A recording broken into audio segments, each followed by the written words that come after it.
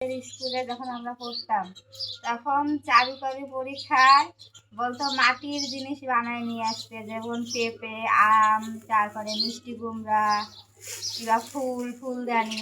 আর এখনকার স্কুলে বলে যে কাগজের ফুল বানায় নিয়ে আসো। তারপরে মনে কর মাটির তো কোনো জিনিস বানাইতে বলেই না, আবার বলে ঝাড়ু। এই যে এখন আমি তো ঝাড়ু বানাইতে পারি না, তো চাষি ডাকে নিয়ে আসলাম যে ঝাড়ু তোমার নাতি স্কুলে তারপরে পরীক্ষা ঝাড়ু নিয়ে যেতে বলছে, তো চাষি ঝাড়ু বানাই দিচ্ছে। আর এই ফুলটা আমি কালকে রাত্রে বসে বসে বানাইছি। এটা মনে হয় তারা গেন্দার মতো হয়েছে।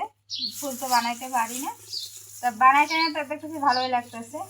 এই যে তারা গেন্দা ফুল আর হলো যে ঝাড়ু, এটাই নিয়ে যাবে মেয়ে স্কুলে।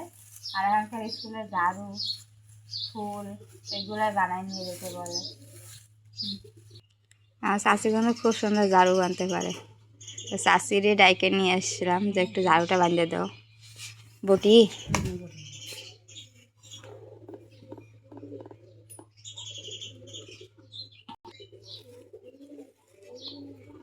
আমি এত দেখি কিন্তু আমার মনেই থাকে না কিভাবে যে বাঁধে।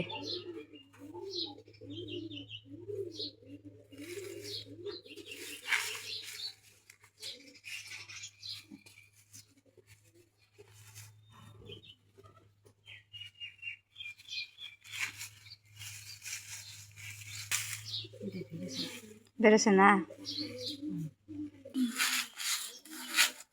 দাদুর কত বানানো হয়ে গেছে। এটা ধরো খেরের বারুন বলে।